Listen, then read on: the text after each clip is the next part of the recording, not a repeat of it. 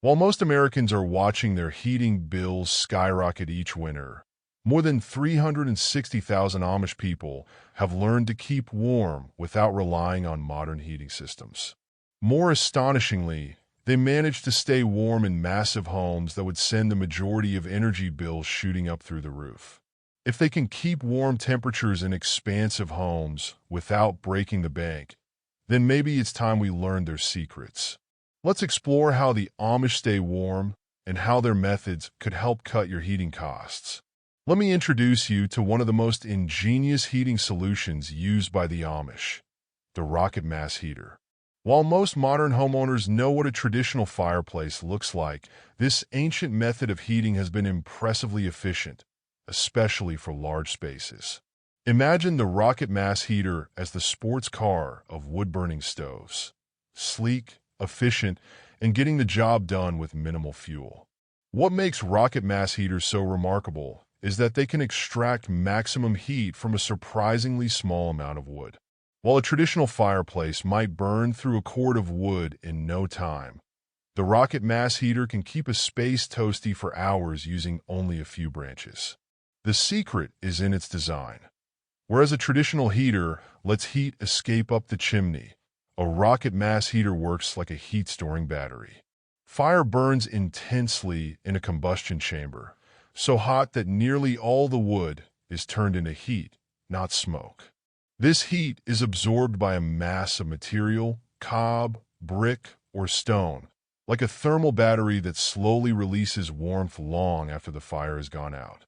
With only a small load of wood, you can hold it in one arm.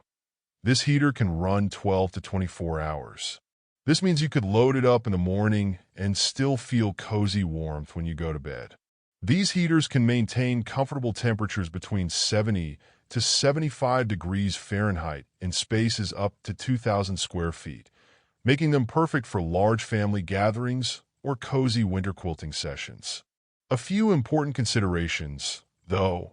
Proper ventilation is an absolute requirement, and a well-designed chimney system is necessary for the safe expulsion of combustion gases.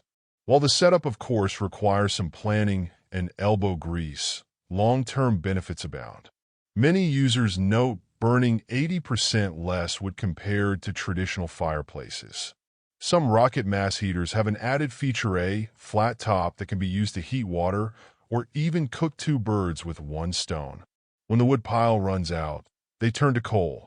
In Pennsylvania and especially Ohio's mining regions, the sturdy heaters have a special place in Amish hearts as they keep homes warm generation after generation, especially if coal is cheaper and accessible than wood.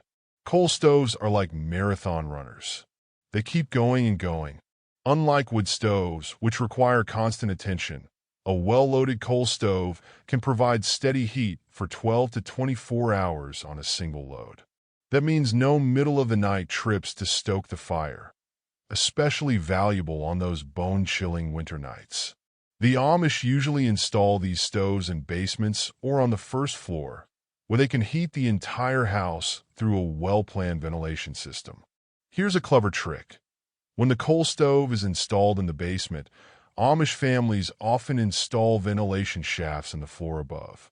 On particularly cold days, they pour a little water near these shafts, helping distribute the heat more effectively throughout the house, essentially creating a primitive but effective whole-house humidifier.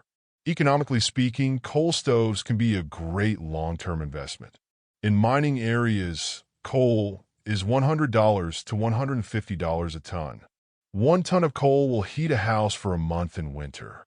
If you compare this with the average American family's heating bill at $200 to $300 a month, it explains why the Amish like this method. Not without their problems, coal stoves are. The initial investment can be high, $1,500 to $3,000 for a quality stove, and coal burning has more emissions than wood. But the Amish have, over the generations, mastered all these challenges. Coal stoves burn at a stable temperature. Hence, they produce dependable heat for the whole of the day and night, too. Some Amish families use the same coal stove for over 50 years and get their money's worth year after year. In more modern territory, The Amish also have propane, kerosene, or natural gas heaters. This might seem at variance with their traditional selves. However, these heaters happen to be perfect for the values that the Amish consider proper. They do not draw electricity to function, meaning that they are efficient as well as convenient. Heating is almost instantaneous, ideal for after a long workday in the fields. These heaters require less maintenance than stoves that burn wood or coal and can be taken from one room to another as needed. Although the monthly price of propane or kerosene might be a tad pricey at $20 to $25, it still beats the average American household heating bill. The initial price for the equipment is relatively minimal. The basic models range from $200 to $300. The Amish, therefore, buy their fuel in bulk during the off-season when prices are more favorable. Another interesting aspect of the Amish heating solution is that they utilize lighting systems as sources of heating. The Amish have creatively found ways to turn their gas-powered lighting systems into mini space heaters. Mantle lamps, which contain 2 to 4 mantles per lamp, can heat the place up by 3 to 5 degrees while illuminating the room. Wall-mounted gas sconces throughout the house create a small network of heat sources working together to maintain a warm temperature. In the shorter days of winter, these lighting fixtures provide both light and warmth, helping to create an atmosphere that brings the family together. Another great Amish heating solution is the masonry heater, the heavyweight champion of wood stoves. These complex systems, constructed from brick, stone, or concrete, are brilliant at stealing heat from a small supply of wood. The flame burns hot in a relatively small combustion chamber, and whereas most heaters would allow heat to escape, the masonry heater traps it in dense walls, slowly releasing warmth over a period of up to 24 hours. These heaters can maintain warmth all day, keeping several rooms warm with just 1 or 2 fires. The Amish also implement smart architectural choices that make their homes naturally energy efficient. Their floor plans are designed with efficiency in mind, often featuring a central living area with other rooms branching off strategically to benefit from heat distribution. South-facing windows serve as a passive solar heating system, capturing sunlight during winter to provide free heat. They also use low ceilings and lofted spaces to keep warm air where it's needed in naturally warmer sleeping areas. Amish use thermal mass to accumulate heat, often placing materials such as soapstone, clay, and brick next to the sources of warmth. These absorb warmth from sources and slowly let it release through time. In fact, Amish families often set soapstone blocks next to masonry heaters.